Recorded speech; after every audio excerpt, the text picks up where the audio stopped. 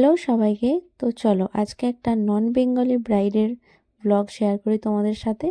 তো আমি চলে গিয়েছিলাম লোকেশনটা ছিল চুঁচুড়াতে।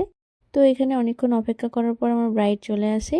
আর দেখো যেদিন যেতে আমাদের খেতে দিয়ে দেওয়া হয়েছিল, সে খাবো না তারাও ছাড়বে না, সে কি অবস্থা। আর এই যে এখানে দেখো আমার ব্রাইড বসে গেছে একদম মেকআপে। আর এখানে ফেসটাতে গ্লো করছে কেন জানো? এই ময়শ্চারাইজারটার জন্য। আমার খুব ভালো লেগেছে এটা ইউজ করে। তোমরাও চাইলে এটাকে ইউজ করে দেখতে পারো, খুব ভালো একটা ময়শ্চারাইজার। আর এখানে অনেক মেকআপ হয়ে গেছে, কিন্তু রুমটা অনেক ছোট ছিল, তো যেহেতু লজে হচ্ছিলো বিয়েটা, তাই রুমটা অনেক ছোট ছিল, তার মধ্যে কাজটা করতে হচ্ছিলো। আর আর এখানে একটা বিষয় তোমাদের খারে বলি, আমার এই যে ব্রাইডটা দেখছো খুবই মিষ্টি, আর খুবই মিষ্টি দেখতে ওকে। ও না আমাকে পুরো মানে চোখ বন্ধ করে বিশ্বাস করা যাকে বলে সেটা করেছিল। সে জানতোই না যে আমি কেমন মেকআপ করি না করি। ওরই আর কি, মানে আমার ব্রাইডেরই ননদ বলতে পারো তোমরা। তো আমাকে বুকিং করেছিল তার এই স্পেশাল ডের জন্য। তাই ব্রাইড সেরকম কিছুই কথা হয়নি ব্রাইডের সাথে আমার। সেই দিনকেই ফার্স্ট দেখা হয়, আর সেই দিনকেই ওর সাথে সব কিছু কথাবার্তা হয়, ড্রেস জুয়েলারি সব তখনই দেখা হয়। তো তার সত্ত্বেও কোনো রকম মানে আমাকে ডিস্টার্ব করেনি যে এটা দেখি ওটা দেখি। যখন লাস্টে মেকআপটা কমপ্লিট হয়ে যায়, ওকে আমি যখন ফুল লুকটা দেখাই, ও তো খুবই খুশি। আর আমাকে বলেওছে যে মানে আমার খুব টেনশন হচ্ছিলো, বাট তুমি খুবই খুবই ভালো মেকআপ করেছো, খুবই পছন্দ হয়েছে। তো আমার এই ব্রাইডকে তার স্পেশাল দিনে তার মনের মতো করে সাজিয়ে দিতে পেরে আমার তো ভীষণ ভালো লেগেছিল। আর এখানে এই রুমটার মধ্যে একটা মিররও ছিল না, তাই হেয়ারস্টাইল করতে একটু সমস্যা হচ্ছিল বটে। বাট ওভারঅল লুকটা খুব ভালো এসেছে, তোমরা শেষ অবধি দেখো বুঝতে পারবে।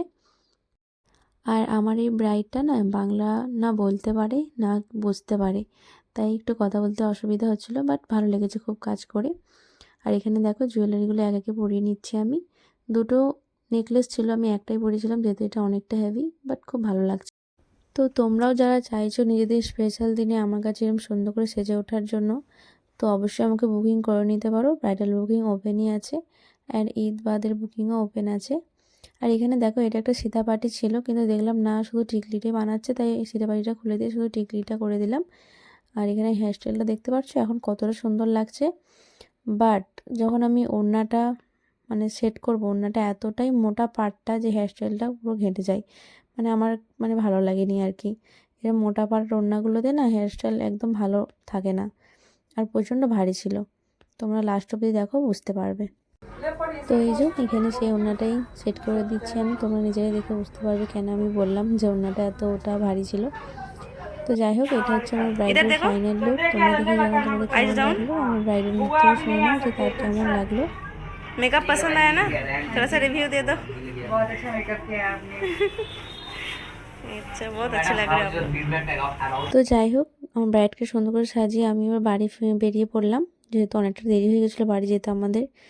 তো এখানে দেখো যে যাওয়ার সময় একটু গরম গরম চা খেয়ে নিলাম, আর একটু পাঁপড় ভাজা কিনে নিয়েছিলাম, যেহেতু টাইম ছিল না অন্য কিছু খাবার। তো দেখা